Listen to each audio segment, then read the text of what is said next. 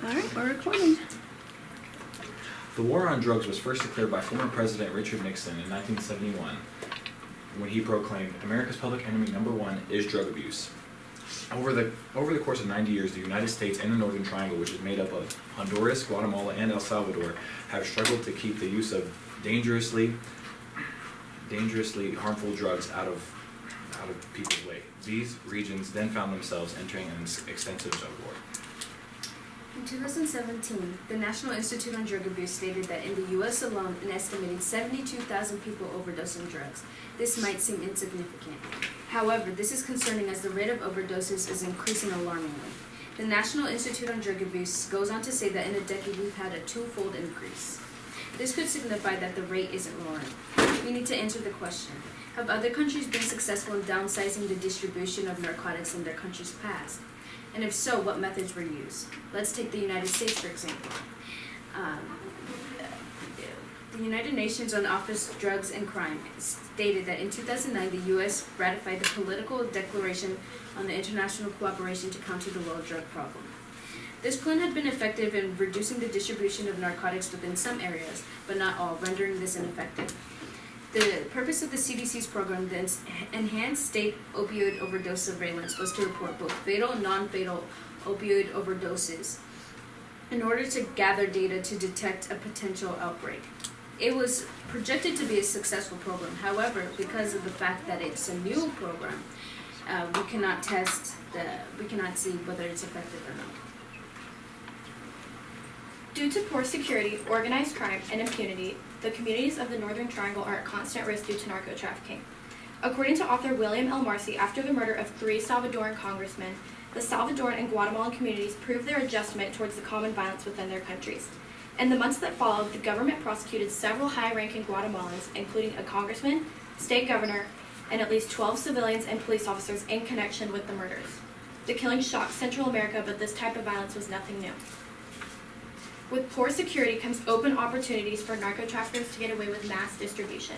According to researchers Ralphus Bach and Daniel Herring, there are police and customs agents at most points where major highways cross the border, main ports, and commercial airports.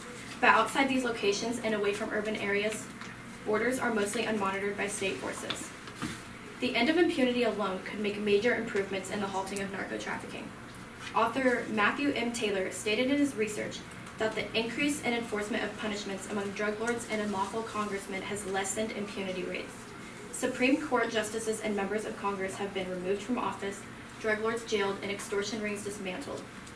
The overall impunity rate for homicides fell from 95% to 72% between the years 2006 and 2012. Organized crime is a form of manipulation in the Northern Triangle communities. According to authors Gerardo Michael, Jungwon Park, and Margaret Oliveria, even when the Mexican population was aware of Malverde's involvement in drug trafficking, their praise continued on. Although this did not occur in the Northern Triangle, it is a necessary example of what organized crime does to a desperate community's perspective of an ethical solution. Looking through this ideal, politically speaking, is especially important because of how heavy this factor ties into the foundations and fundamentals of how these regions successfully try to enforce the end of the drug war. The U.S. has implemented many sanctions in order to fight the drug war in the Northern Triangle, helping it become less drug-ridden as it once was. The U.S. Agency of International Development, aka USAID, has helped El Salvador to drop its drug-related crime rate by 1/3 of what it once was before. To improve public safety, enhance legal systems, and strengthen institutions, the U.S. Department of State committed $5.4 billion of their own funds to support the Alliance for Prosperity initiative. Northern Triangle governments have enforced a series of policies that exhausted harsher punishments for gang-related crimes. Eric L. Olson, an expert on Central America's Northern Triangle at the Wilson Center, claims that there has been so much penetration of the state and so much criminal involvement in security forces that it makes it difficult to think about how they would reform without some outside intervention. Unstable and insufficiently funded institutions combined with corruption have weakened the initiative to address the region's major issues of drug violence and extortion.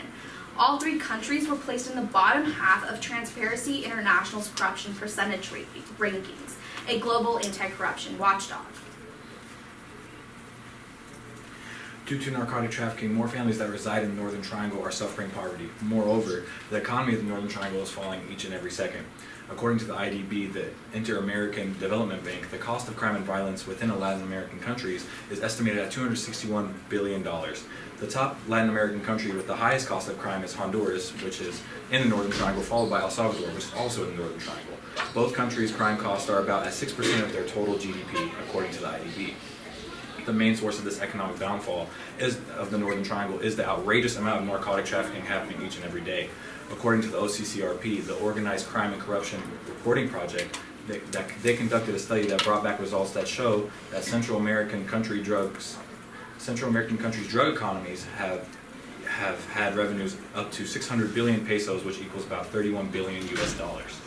This study concludes that the Central America's drug economy makes more money than their real economy.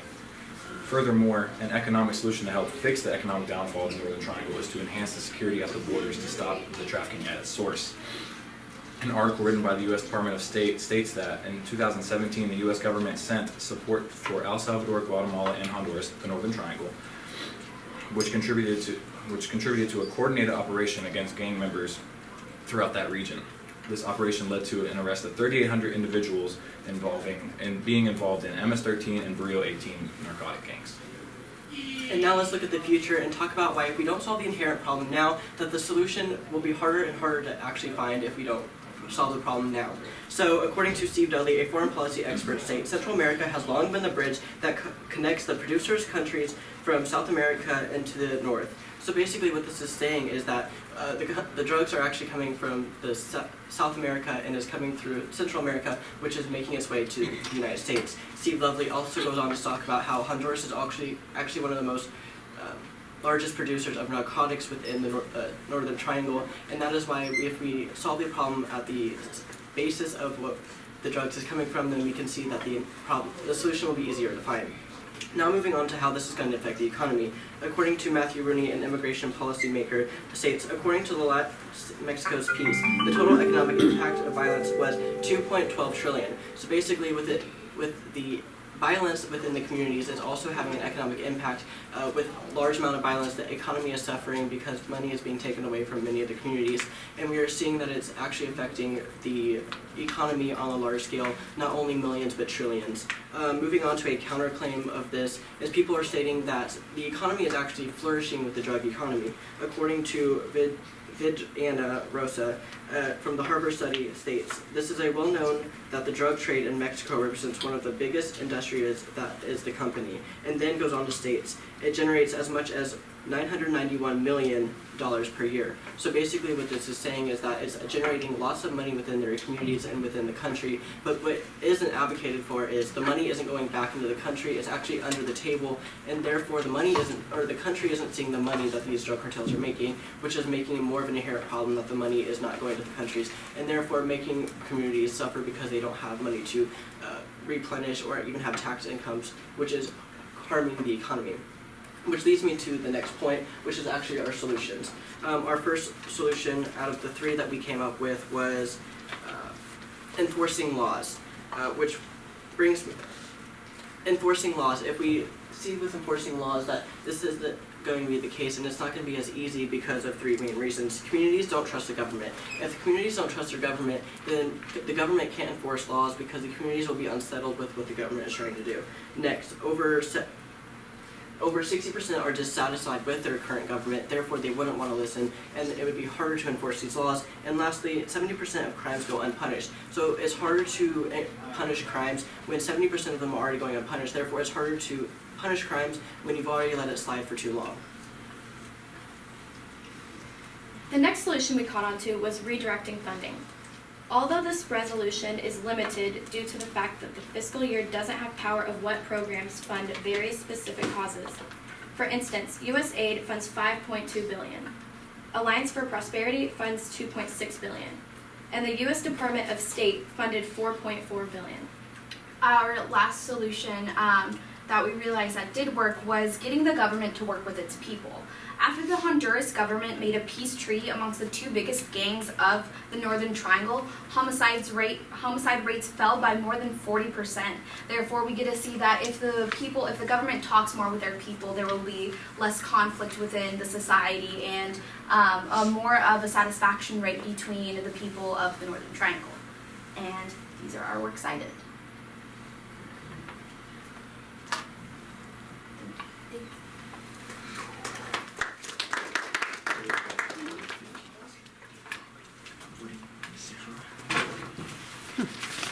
All right, I have a couple of questions for you. Somewhere, hold on just a second.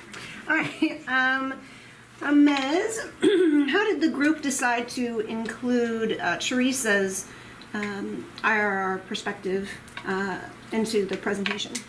Well, we found where her IRR perspective, the political perspective, really felt like most needed and most relevant in our whole presentation as a whole is right at the end with our solution, where she talked about how the treaty between, Honduras, they made a treaty with two of the biggest narcotic gangs just by working with their people. And politics doesn't always have to be, oh, here's this law, because like Jacob said, they're dissatisfied with their government already, so why would they listen to them? So working together as a whole and showing that it's not just, oh, you go to timeout, you go like that. It's like, you guys are all working together and you guys don't want to fight these people, you guys don't want to fight each other, so why just go your own separate ways? So that's where we found worked the best. Teresa, what is a way in which your team's resolution makes you think differently about your own individual research?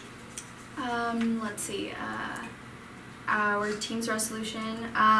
We had resolutions about enforcing law. I thought, politics and the legislative system works a lot here in the United States, but when we look in the Northern Triangle, a lot of their economy and social justice system is corrupt. So working throughout my IRR, I was more conservative in thinking, there's no problem or there's no reason why they should be at the bottom of the Transparency International's corruption system. When if they just enforce more laws, they would just see a higher ranking in their economic rate. But once I saw that Haley's IRR also brought in this the social system and how the people didn't trust their government, therefore they weren't working with the legislative process. You can't have two separate things and them not work together because they aren't going at the solution the same way. Haley, give one specific way that your thinking changed as a result of learning about Esther's findings. Within Esther's findings, she has the historical lens. She talks about how the United States government they basically based new plans to halt the drug epidemic off of their failed plans and basic data and statistics, which made me realize that the United States doesn't really have a stable backbone to halting this. We're kind of just going at it blindly, and as Teresa said, we have multiple systems that are working towards the same solution, just not together. So I think that helped me realize that comparing today's solutions to what the United States was doing historically, it kind of shows me that we aren't really making any impacting progress yet. We're just kind of going at it blindly. Jacob, what is an example of a compelling argument from one of your peers' individual reports that you decided to exclude from your presentation today, and why? So an important argument that we decided to exclude was why the communities are actually suffering. We didn't dive into why the communities are suffering, but we just simply went over it. If we went more into that, it would give more of an ethical feel to the entire presentation, which we decided not to necessarily go with an ethical view. We wanted to go with more statistics, therefore we could be following how that would numerically play out with what it was like the economy. We can see that with communities suffering with violence and all that, it's not necessarily impacting the economy, except for in my particular lens, we see that actually correlates with each other. So we didn't see that we needed a reason to fit ethical within our presentation. Okay. And Esther, having finished your project, what, if anything, do you consider to be a gap in your team's research that, if addressed, would make you feel more confident about your conclusion? Okay, well, a gap that if filled would make us more confident was we didn't have access to documents from the Northern Triangle. We just had documents from like the America, so it's not as in depth as we would like it to be.